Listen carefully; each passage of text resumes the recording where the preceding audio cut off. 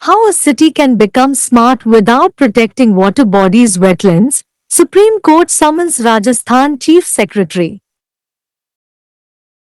The Supreme Court recently expressed displeasure with the state of Rajasthan's failure to comply with its earlier order regarding the restoration of wetlands in Ajmer city as part of the union's Smart City Development Mission and warned of potential contempt proceedings if the orders remain unfulfilled. In view of non-compliance with the order dated 1st December 2023, before we consider of initiating action under the Contempt of Courts Act, 1971, we direct the Chief Secretary of State of Rajasthan to appear before the court through video conferencing on Monday 17 March 2025, the court observed. The direction issued under the impugned order dated 1st December 2023 was for restoration of wetlands, and the court also directed the authorities to report compliance. However, instead of showing compliance with the impugned order, the authorities reported defiance of the order, attracted the court's criticism. We wonder how a city can become smart without protecting the water bodies wetlands in the city and how cities will become smarter by making encroachments on the water bodies wetlands. The bench comprising Justices Abhay S. Oka and Ujjal Bhuyan said after noting defiance of the court's order. Instead of filing an affidavit indicating the extent to which the state can comply with directions contained in the impugned orders and the time span within which the same are proposed to be complied with, an affidavit has been filed by Mr. T. Ravikant, holding charge of Principal Secretary LSG, Jaipur, in which the stand is of defiance and not compliance. An additional affidavit has been filed by Mr. Deshal Dunn, holding charge of Commissioner Kamesho, Ajmer Smart City Limited. Both the affidavits indicate clear defiance on the part of the state of Rajasthan, the court observed. The court added that if the state wishes to avoid contempt of court proceedings, the Chief Secretary should file a personal affidavit demonstrating compliance with at least some of the directions in both the original impugned judgment and 13 December 2021 order.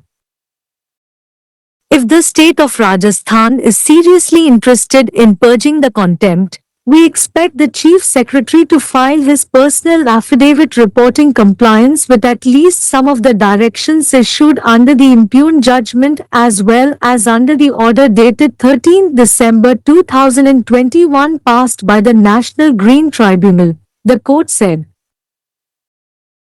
Case title: State of Rajasthan and ORS versus Ashok Malik and ORS.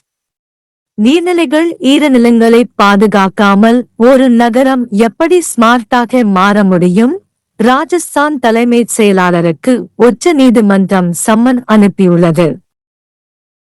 மத்திய அரசின் smart city மேம்பாட்டு திட்டத்தின் ஒரு பகுதியாக அஜ்மீர் நகரில் ஈரநிலங்களை மீட்டெடுப்பது தொடர்பான முந்தைய உத்தரவை ராஜஸ்தான் மாநிலம் பின்பற்ற தவறியதற்கு உச்சநீதிமன்றம் சமீபத்தில் அதிருப்தி தெரிவித்தது. மேலும் உத்தரவுகள் நிறைவேற்றப்படாவிட்டால் சாத்தியமான அவமதிப்பு நடவடிக்கைகள் குறித்து எச்சரித்தது. டிசம்பர் 1, 2023 தேதியிட்ட உத்தரவை பின்பற்றாததை கருத்தில் கொண்டு நீதிமன்ற அவமதிப்பு சட்டம் 1971 இன் கீழ் நடவடிக்கை எடுப்பது குறித்து பரிசீலிப்பதற்கு முன்பு ராஜஸ்தான் மாநில தலைமைச் செயலாளர் மார்ச் 17, 2025 திங்கட்கிழமை வீடியோ கான்பரன்சிங் மூலம் நீதிமன்றத்தில் ஆஜராகுமாறு நாங்கள் அறிவுறுத்துகிறோம் என்று நீதிமன்றம் குறிப்பிட்டது. டிசம்பர் 1, 2023 தேதியிட்ட தடை செய்யப்பட்ட உத்தரவின் கீழ் பிறப்பிக்கப்பட்ட உத்தரவு ஈரநிலங்களை மீட்டெடுப்பதற்கானது. மேலும் நீதிமன்றம் அதிகாரிகளுக்கு இணக்கத்தை புகாரளிக்கவும் உத்தரவிட்டது. இருப்பினும் தடை செய்யப்பட்ட உத்தரவை நிறைவேற்றுவதற்கு பதிலாக அதிகாரிகள் உத்தரவை மீறியதாக தெரிவித்ததில் நீதிமன்றத்தின் விமர்சனத்தை ஈர்த்தது. நகரத்தில் உள்ள நீர்நிலைகள் ஈரநிலங்களை பாதுகாக்காமல் ஒரு நகரம் எவ்வாறு ஸ்மார்ட்டாக மாற முடியும்? நீர்நிலைகள் ஈரநிலங்களில் ஆக்கிரமிப்புகளை செய்வதன் மூலம் நகரங்கள் எவ்வாறு ஸ்மார்ட்டாக மாறும் என்று நாங்கள் ஆச்சரியப்படுகிறோம் என்று நீதிபதிகள் அபய் எஸ் ஓகா மற்றும் உஜ்ஜல் புயான் ஆகியோர் அடங்கிய அமர்வு நீதிமன்ற உத்தரவை மீறியதாக குறிப்பிட்ட பிறகு கூறியது.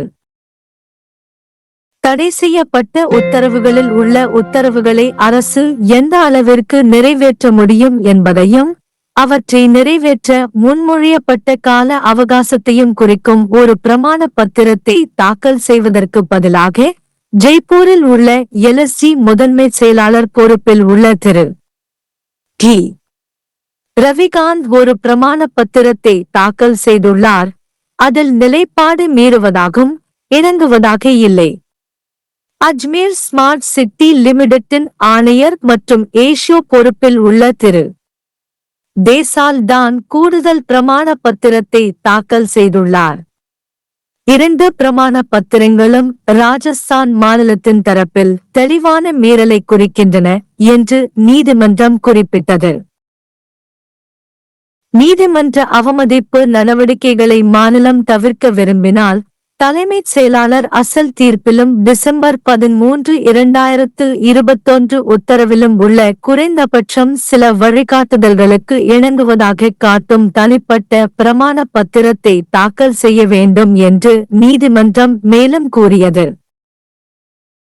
ராஜஸ்தான் மாநிலம் அவமதிப்பை நீக்குவதில் தீவிரமாக ஆர்வமாக இருந்தால் தலைமைச் செயலாளர் தடை செய்யப்பட்ட தீர்ப்பின் கீழும் டிசம்பர் 13, 2021 தேதியிட்ட தேசிய பசுமை தீர்ப்பாயத்தின் உத்தரவின் கீழும் வழங்கப்பட்ட குறைந்தபட்சம் சில வழிகாட்டுதல்களுக்கு இணங்குவதாக தெரிவிக்கும் தனிப்பட்ட பிரமாண பத்திரத்தை தாக்கல் செய்வார் என்று நாங்கள் எதிர்பார்க்கிறோம் நீதிமன்றம் கூறியது.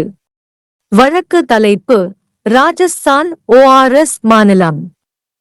அசோக் மாலிக் ORS எதிராக जल निकायों आर्द्र भूमियों की सुरक्षा के बिना कोई शहर कैसे स्मार्ट बन सकता है? सुप्रीम कोर्ट ने राजस्थान के मुख्य सचिव को तलब किया। हाल ही में सुप्रीम कोर्ट ने केंद्र के स्मार्ट सिटी विकास मिशन के तहत अजमेर शहर में आर्द्र भूमियों की बहाली के संबंध में अपने पहले के आदेश का पालन करने में राजस्थान राज्य की विफलता पर नाराजगी व्यक्त की और चेतावनी दी कि यदि आदेश पूरा नहीं किया जाता है तो अवमानना कार्यवाही की संभावना है।